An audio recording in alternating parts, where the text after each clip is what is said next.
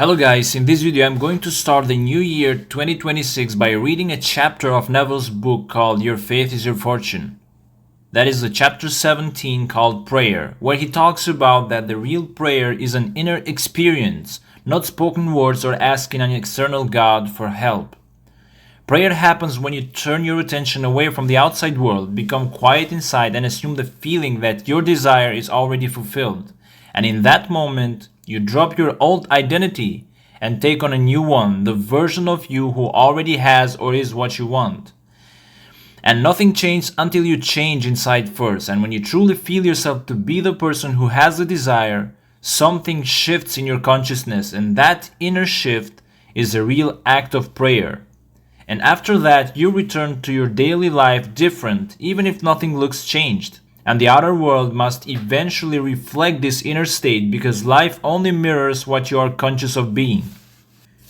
From the book Your Faith is Your Fortune, chapter 17, Prayer. When thou prayest, enter into thy closet, and when thou hast shut thy door, pray to thy Father which is in secret, and thy Father which seeth in secret shall reward thee openly. What things soever ye desire, when you pray, believe that you receive them, and you shall have them. Prayer is the most wonderful experience man can have, unlike the daily murmurings of the vast majority of mankind in all lands who by their vain repetitions hope to gain the ear of God. Prayer is the ecstasy of a spiritual wedding taking place in the deep silent stillness of consciousness. In its true sense, prayer is God's marriage ceremony. Just as a maid on her wedding day relinquishes the name of her family to assume the name of her husband, in like manner, one who prays must relinquish his present name or nature and assume the nature of that for which he prays. The Gospels have clearly instructed man as to the performance of this ceremony in the following manner. When you pray, go within in secret and shut the door, and your Father who sees in secret will reward you openly.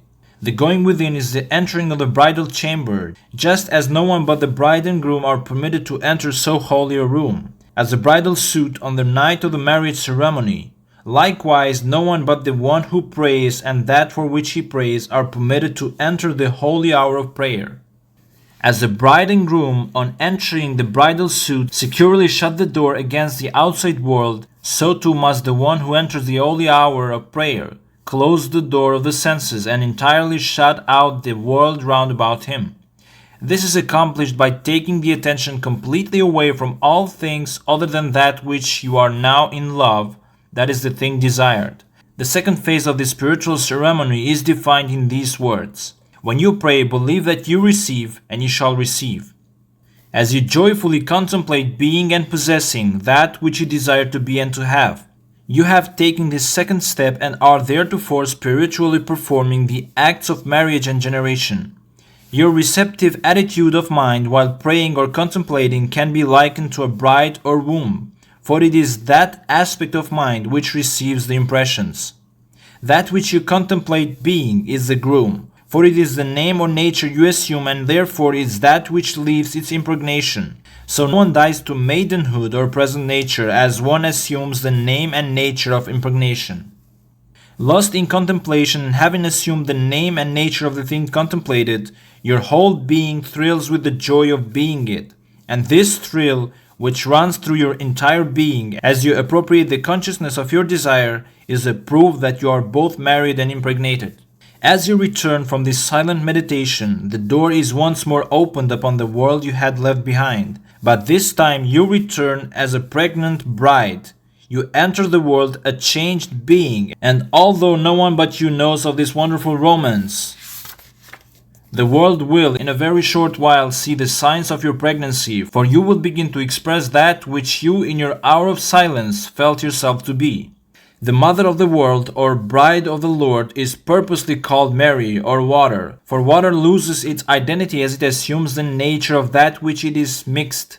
Likewise, Mary, the receptive attitude of mind, must lose its identity as it assumes the nature of the thing desired. Only as one is willing to give up his present limitations and identity can he become that which he desires to be. And prayer is the formula by which such divorces and marriages are accomplished.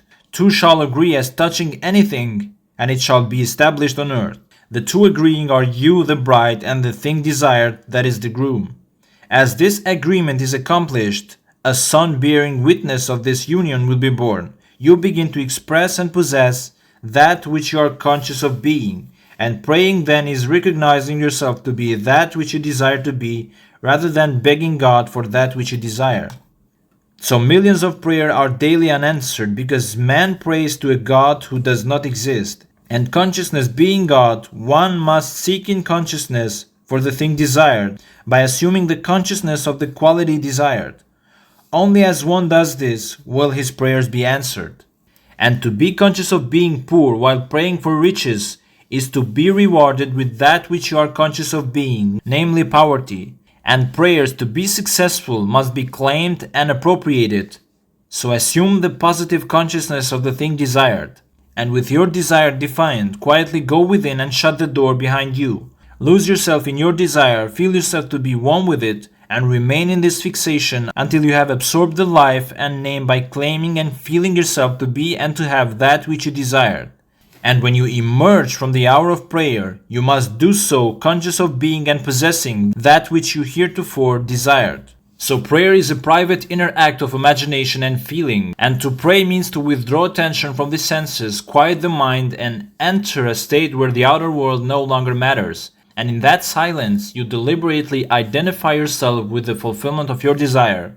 So prayer is a change of self-concept. When that change is genuine, the result is inevitable, and you don't force the world to change. The world rearranges itself naturally to match the new inner state you have accepted as real. So prayer is becoming and not asking, and manifestation is the natural result of that inner change.